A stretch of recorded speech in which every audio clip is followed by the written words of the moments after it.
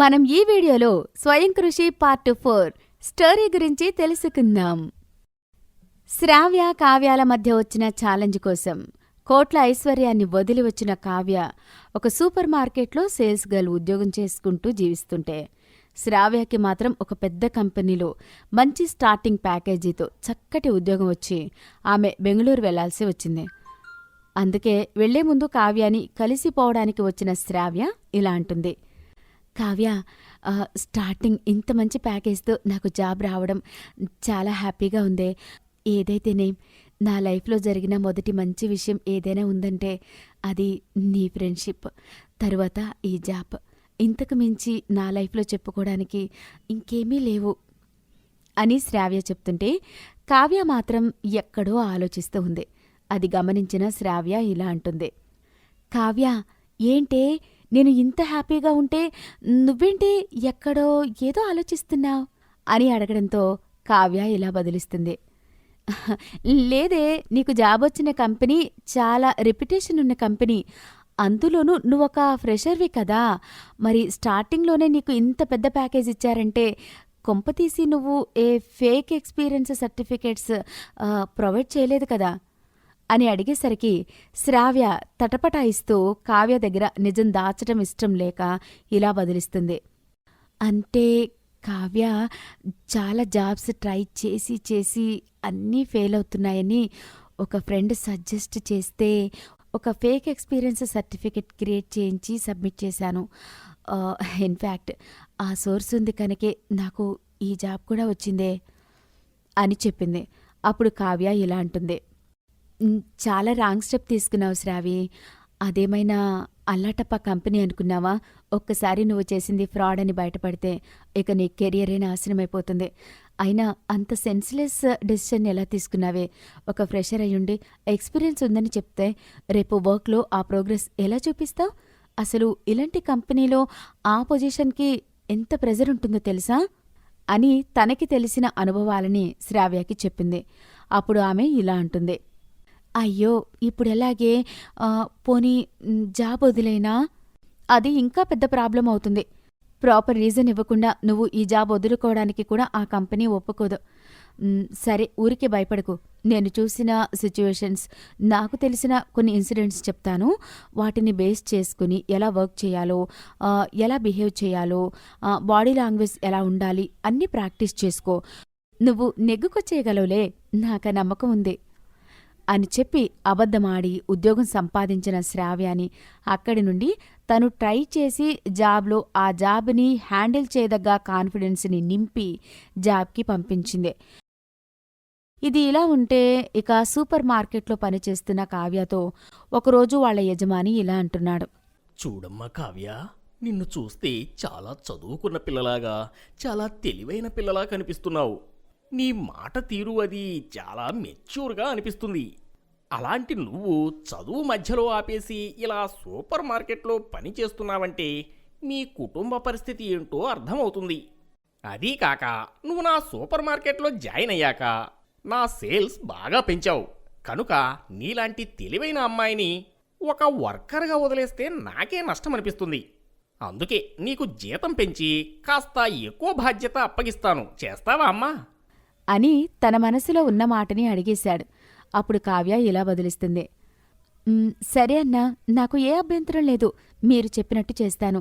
ఇంతకీ ఏ బాధ్యత అప్పగిస్తావన్నా అని అడగడంతో ఆ ఓనర్ ఇలా బదులిస్తున్నాడు.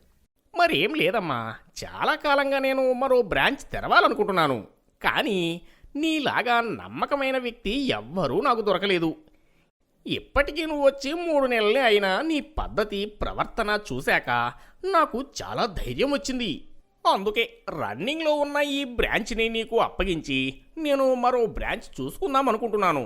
ఏమంటావమ్మా అని అడిగేసరికి కావ్య తటపటాయిస్తూ ఇలా అంటుంది.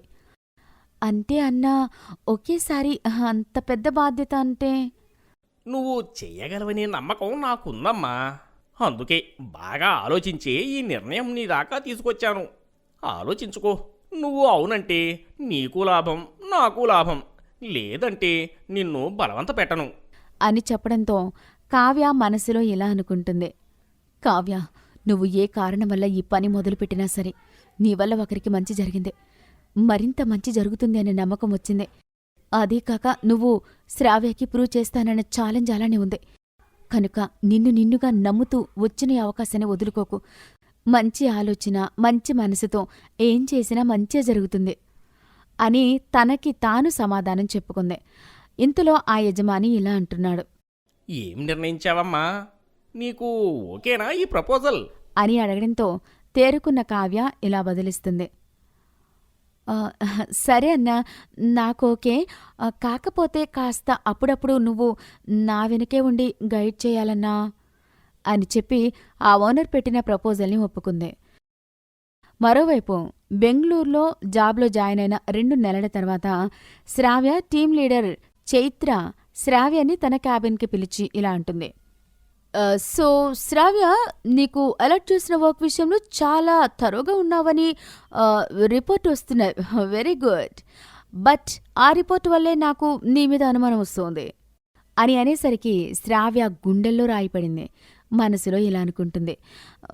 ఇదేంటి, మా కావ్య చెప్పినట్టే అన్నీ కరెక్ట్గా మేనేజ్ చేస్తున్నాను, పైగా ఎప్పటి వరకు అప్పుడే ఫినిష్ కూడా చేస్తున్నాను, అయినా నా మీద డౌట్ రావడం ఏంటి అని ఆలోచిస్తూ ఉండగా చైత్ర ఇలా అంటుంది. ఏంటి, ఏ విషయంలో నాకు డౌట్ వచ్చిందా అనుకుంటున్నావా? అన్నీ కరెక్ట్గానే మేనేజ్ చేస్తున్నాను, అయినా ఎలా దొరికాను అనుకుంటున్నావా అని అనేసరికి అవుననాలో కాదనాలో తెలియక శ్రావ్యకి చెమటలు పడుతున్నాయి. అప్పుడు చైత్ర ఇలా అంటుంది. డోంట్ గెట్ టెన్స్ శ్రావ్య, నీ జాబ్కి ప్రస్తుతానికి ఏ ప్రాబ్లం లేదు. ఎందుకంటే నీ పొజిషన్కి నువ్వు చేయాల్సిన వర్క్ మొత్తం కరెక్ట్గానే చేస్తున్నావు. నిజానికి నాకు అక్కడే అనుమానం వచ్చింది. నీ పొజిషన్ వరకు రావడానికి ఎన్నో ప్రెజర్స్ని చూసి ఉన్నవారెవరైనా వర్క్ని వాళ్ళు చెయ్యకుండా తమ సబార్డినెంట్స్తో కానీ జూనియర్స్ అండ్ ట్రైనీస్తో కానీ చేయిస్తారు. బట్ నువ్వు మాత్రం నీ వర్క్స్ అన్నీ నువ్వే ప్రాపర్గా చేసేస్తున్నావు. That means you might be a fresher, um right? కానీ ఫేక్ ఎక్స్పీరియన్స్తో ఈ జాబ్ సంపాదించావు, అంతే కదూ అని అడగడంతో శ్రావ్య గుటకలు మింగుతూ నిలబడిపోయింది.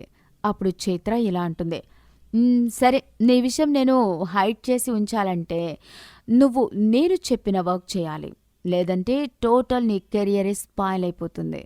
అది కాక నువ్వు చేసింది క్రిమినల్ అఫెన్స్కి వస్తుంది కూడా అని చెప్పడంతో శ్రావ్యకి కొత్త సమస్య మొదలైంది.